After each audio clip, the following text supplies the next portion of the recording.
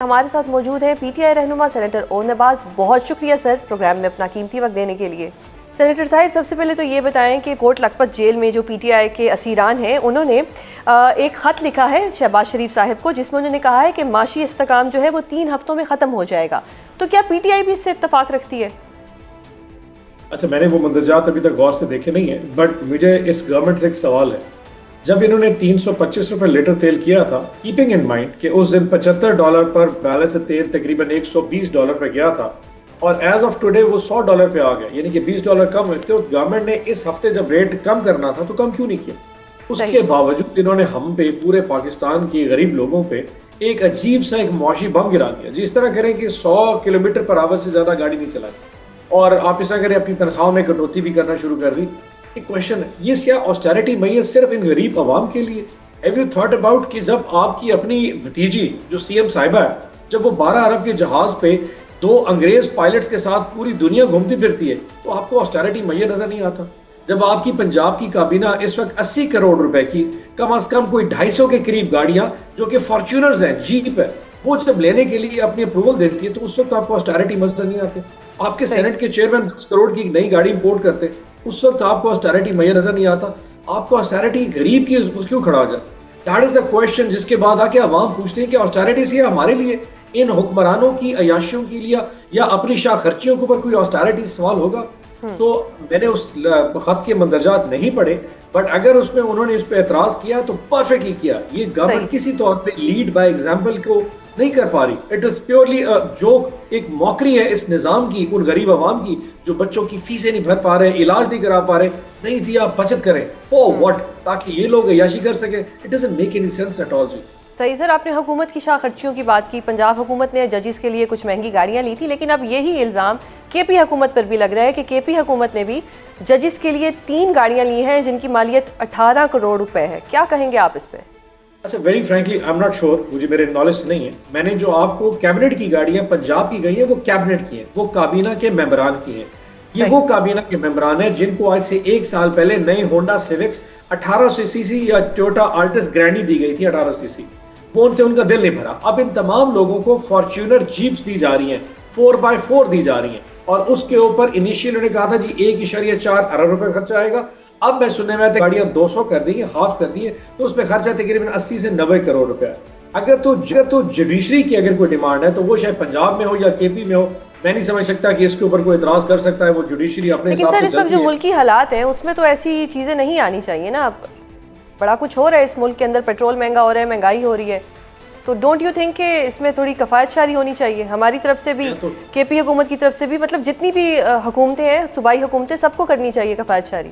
मैं आपको अर्ज करूं, जैसे मैंने कहा ना, जहां तक तो जुडिशरी का इशू है ना, वो मैंडेट उनका अपना होता है। वो अपनी अप्रूवल्स खुद दे देते हैं, वो फाइनेंस मिनिस्ट्री को भेज देते हैं, ये हमारी डिमांड है। उसमें ना पंजाब हुकूमत कुछ कर सकती है ना खैबर पख्तूनख्वा। वो तो मतलब इस्लामाबाद अगर हाई कोर्ट कहे चीफ जस्टिस साहब की मुझे नई मर्सिडीज मंगवा दें, डू यू थिंक के सेनेटर औरंगजेब उसमें कुछ कर सकेंगे? Nobody can do anything. It's entirely आपको जो कुछ लिख के दे दे। आज अदलिया यही तो कुछ कर सकती है। मतलब ये अदलिया कम अज कम अपनी खर्चे के लिए कुछ कर सकती है, बाकी इंसाफ देना तो बात की बात है। आप तो खुद समझते हैं जो कुछ हमारे साथ अदलिया में इस्लामाबाद हाई कोर्ट में हुआ पिछले 2 हफ्ते के अंदर, it was mockery, again a mockery. उस सवाल पे भी मेरा एक सवाल था उस पे भी आपसे, लेकिन पहले मैं ये जानना चाहूंगी कि जो जंग की वजह से हालात बने हैं, हुकूमत ने एक माशी प्लान बनाया जिसको हंगामी प्लान भी कह दें।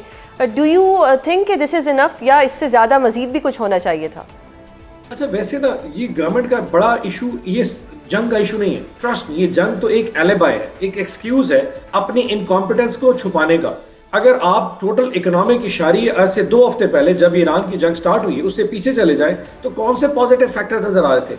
आपका जो खसारा है वो 250 खरब रुपए पे पहुंच चुका, सॉरी 2.5 खरब पे पहुंच चुका है। जो सिर्फ इंटरनल डोमेस्टिक लोन की बात कर रहा हूँ, वो 2.5 खरब पे पहुंच चुका है। आपकी जो डेफिसिट है, जो आपके इंपोर्ट एक्सपोर्ट का बिल है, वो $25 अरब पे पहुंच चुका है। हमें बार बार कहते हैं जी रेमिटेंसेस। भाई रेमिटेंसेस तो उन पाकिस्तानियों की मेहनत की कमाई है जो बाहर में दिन रात अपने बच्चों के लिए पेट पालते और आपको भेजते हैं, और आप उसमें अपना नंबर बना लेते हैं कि जी हमारे रेमिटेंस बन गए।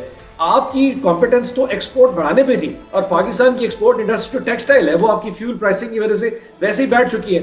सो हमारे इशारे इससे पहले भी गलत है। सो गवर्नमेंट अगर उस इनकॉम्पिटेंस को छुपाने के लिए ईरान की जंग का क्राइसिस लेके आती है कि जी ऑस्टेरिटी मेरे से क्योंकि जंग चल रही है, वो जंग की वजह से वो इनकी इनकॉम्पिटेंस है। ट्रस्ट मी, ये जंग एक आई वॉश है। It's just just to let people know कि जनाब जंग हो गई है, इसलिए प्रॉब्लम इनकी कॉम्पिटेंस है। और आई एम श्योर कि जिन लोगों तो डू यू थिंक जैसे आपने कहा कि ये जंग जो है एक आय वॉश है, अब 2 महीने के अंदर बजट भी आना है, तो इस जंग के असरात जो है ये उस बजट में भी रिफ्लेक्ट होंगे? अच्छा, वैसे तो बजट में पता नहीं क्या क्या रिफ्लेक्ट होगा। अभी तो एक और IMF का नया प्रपोजल आने वाला है, उसमें नई टैक्सेशन होगी। बार बार जिन लोगों के ऊपर टैक्सेस लगे हैं उन्हीं के ऊपर दोबारा उनको और टैक्सेस लगाए जाएंगे। जो टैक्स नेट बढ़ाने का जो बार एक वो मंत्रा पड़ा जाता था, उस पर कोई काम नहीं हुआ। FBR ने 1000 नई गाड़ियां लेके अपने लोगों को दे दी है, पर उनके जो टैक्स जो रेवेन्यू कलेक्शन है उसके टारगेट्स पूरे नहीं हो रहे। आई एम श्योर कि this is just one more budget, इसके बाद 3 बजट्स और आएंगे और बजट में बजट चलता जाएगा। गवर्नमेंट में बजट में देने के लिए है क्या, और ऊपर से फिर ये जो अफगानिस्तान की जंग है उस हवाले से डिफेंस स्पेंडिंग भी बढ़ेगी।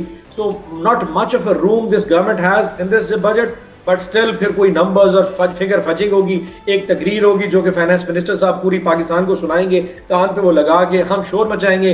अवाम कहें जी अपोजिशन ने बड़ा कमाल कर दिया, गवर्नमेंट कहेगी जी हमने बड़ा जबरदस्त कर दिया। सर वैसे भी ड्यू रिस्पेक्ट ऑपोजिशन कोई प्रेशर तो नहीं बना पाई, चाहे वो महंगाई से रिलेटेड हो चाहे खान साहब की रिहाई से रिलेटेड हो, कोई प्रेशर तो नहीं आया?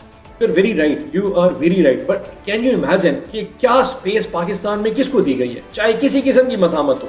यहाँ पे अगर कोई मजहबी जमात निकली है तो उसको भी लताड़ दिया गया। यहाँ पे हम जैसी सियासी जमात है तो हमें भी नुकरे लगा दिया। यहाँ तो खवातीन मार्च चली कि जो औरत मार्च है उसको भी उठा लेते हैं। अगर लोगों ने उस दिन ईरान वाले जंग के दिन जब खामनेई साहब शहीद हुए थे, लोगों ने उस दिन प्रोटेस्ट किया था, वो इनके कत्ल गारत से नहीं बच सके तो कौन बच सकता है? Pakistan is a banana republic, not much space, everybody gets around here. हम सबको एक ऐसे डब्बे में बंद कर दिए, खबरदार बोलना नहीं है, करना नहीं है, बस चुप करके जाओ, रोजी रोटी करो, घर जाके बैठ जाओ। That is all we are doing. सही। तो सर मतलब आप इत्तेफाक करते हैं कि जो ऑपोजिशन है वो कोई प्रेशर नहीं बना सकी, it's because of PTI's bad strategy या आपस के अंदरूनी इख्तिलाफात? नॉट एट ऑल, कोई बैड स्ट्रैटेजी नहीं है, ना कोई अंदरूनी इख्तिलाफ है। हमने वो कुछ किया है जो हम कर रहे हैं और करते रहेंगे।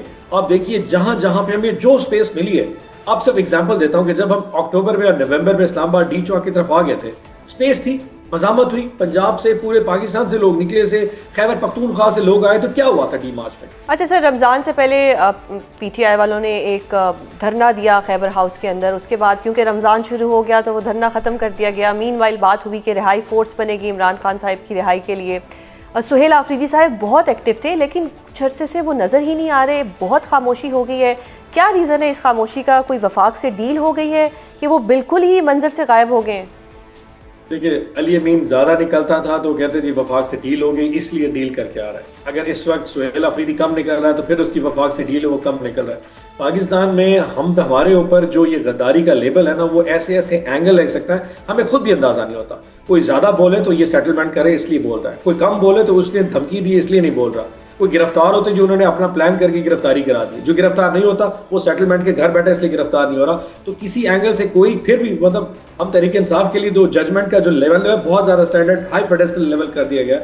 वेरी फ्रैंकली जिस तरीके से सुहेल अफरीदी ने पिछले 4-5 महीने में परफॉर्म किया, मतलब आप देखें उसने स्ट्रीट प्रोटेस्ट के हवाले से पूरे पाकिस्तान में मूवमेंट भी चलाई, उसके बाद डियाला भी अपनी ड्यूटी देता रहा, उसके बाद उसने खैबर पख्तूनख्वा के हाउस में धरना भी दिया, वो अपनी ड्यूटी दे रहा। एज ए चीफ मिनिस्टर उसने परफॉर्म भी करना है, उसने वफाक के साथ आके कहीं ना कहीं बारगेनिंग भी करनी है, उनसे मामला तय भी करने हैं। NFC अवार्ड के हवाले से, अपने सूबों के इशू के हवाले से उसने इमरान खान का सिपाही भी प्रूव करना है। He has so many jobs, but वो अपनी स्पेस कहीं ले पाता है, कहीं नहीं ले पाता।